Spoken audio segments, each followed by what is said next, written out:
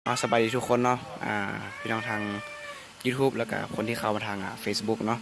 วันนี้เนาะข้าพเจ้าจะมาแนะนำวิธีการล็อกคอร์ดเนาะล็อกแบงเนาะล็อกแบงพวกอันนี้เนาะเวลาเขาย่อคอร์ดหรือว่าเขาย่อคีย์เนาะมันก็จะเรียกว่าล็อกบ่ให้มันเปลี่ยนคอร์ดเนาะเปลี่ยนเสียงอยู่พวกนี้บ่ให้มันเปลี่ยนเนาะมีเสียงรบกวนยังก็ต้องขออภัยนะพี่น้องเนาะตัวนี้มันเป็นห้องรวมเนาะกับบ่เข้าใจบ่ได้ก็สามารถทักมาถามกันได้เนาะแต่หลักคือคีย์บอร์ดเขาเนี่ยเนาะตอนนี้นะมันยูโดเมเจอร์เนาะถ้าเราย่อคอร์ดสมมติเราลบคีย์เนาะลบคีย์มาเป็นฟาไมเนอร์สิ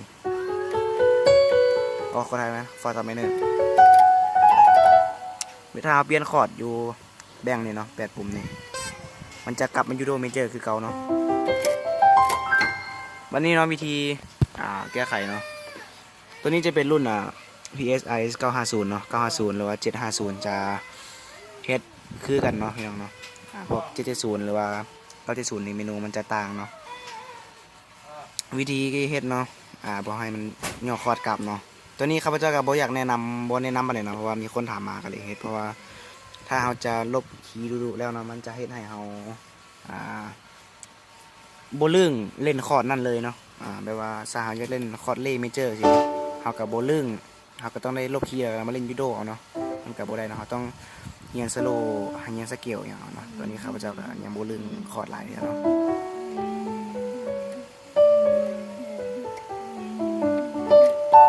นี่ก็หาดมาเรียนเนาะวิธีอันนั้นเนาะก็มีคนถามมาก็เลยเห็นให้เนาะกดปุ่มตัวนี้เนาะปุ่มตัวนี้กดเข้าไปเมื่อขึ้นหน้าจอสิเนาะให้เรากดปุ่มตัวนี้เนาะนี่ปุ่มล็อกแบงตัวนี้กดเข้าไปปึ๊บหน้าจอเรามันจะขึ้นมาจังซี่เนาะเดี๋ยวเนาะมันจะขึ้นมาแบบนี้เนาะมันจะขึ้นอยู่หน้านี้เนาะตอนนั้นของเพื่อนจะขึ้นอยู่หน้านี้เลยเนาะปึ๊บวิธีเลื่อนเนาะให้เลื่อนลงมาหาเมนูตัวนี้เนาะตัวที่1หรือตัวบนซ้ายสุดเลยเท่ากับเลื่อนเลข2ก็ได้เนาะเลื่อนเลข2ลงมาเลื่อนเลข2ไปเรื่อยๆเนาะเลื่อนลงไปเนี่ยกดเลข2ลุ่มเนาะเลข2ขึ้นเป็นตัวเลื่อนขึ้นจังซี่เนาะเลข2ลุ่มลงมาหาเมนูตัวนี้เนาะมุมกล้องสีอ่านเห็นเนาะตัวนี้เนี่ยเนาะให้หมายกดหมายถึกเนาะให้กดติ๊กกดเลข8ตัวถึงเนาะเลข8ตัวถึงนี่ตัวนี้มันยังบ่ติ๊กเนาะกดไปปุ๊บนี่เนาะมันจะหมายติ๊กเป็นสีส้มนี่เนาะตอนนั้นมันจะบ่ติ๊กเนาะกดเลข8ตัวถึงนี่ก็กด exit ออกมาเลยเนาะก็ลองมาย่อคอร์ดเบิ่งมานี่เสียเปียโนเนาะย่อคอร์ดเบิ่งย่อไปโดไมเนอร์เนาะโดไมเนอร์เราลองมาจับคอร์ดเบิ่ง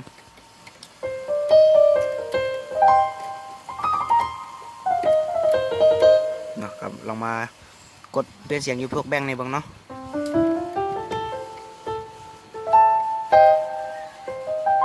เดี๋ยวมันขออภัยนะทุกคนนะเมื่อกี้มีการผิดพลาดน้อยหนึ่งเนาะกลับไปแก้มาแล้วนี่เนาะวิธีแก้ไขกับเฮ็ดคือเก่าเลยเนาะก็เลือกตัวนี้แล้วเนาะคือเก่าเนาะแต่ก่อนเฮาสิเข้าเมนูตัวนี้เนาะให้เฮามาตอนนั้นเปิดไว้ไหมนะมันจะไฟสีแดงตัวนี้จะบ่ขึ้นมาให้เรามาติ๊กมันมีไฟสีแดงนี่ก่อนเนาะแล้วก็จึงเฮ็ดตามขั้นตอนเมื่อกี้เลยมาติ๊กตัวนี้เนาะโอเคลองย่อคอร์ดบ่เนาะพี่น้องเนาะไปซ่อนเมนูเนาะลองกดปุ๊บแบ่งอยู่เสียงนี่เบิ่งเนาะ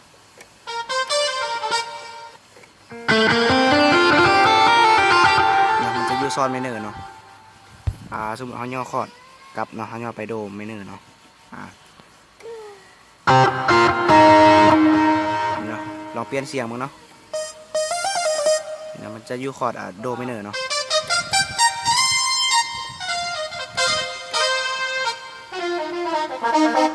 นี่เนาะ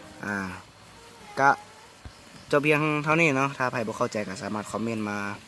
ลงกันที่รูปได้เนาะคลิปนี้อาจจะยาวน้อยนึงเนาะขอเข้าใจเนาะ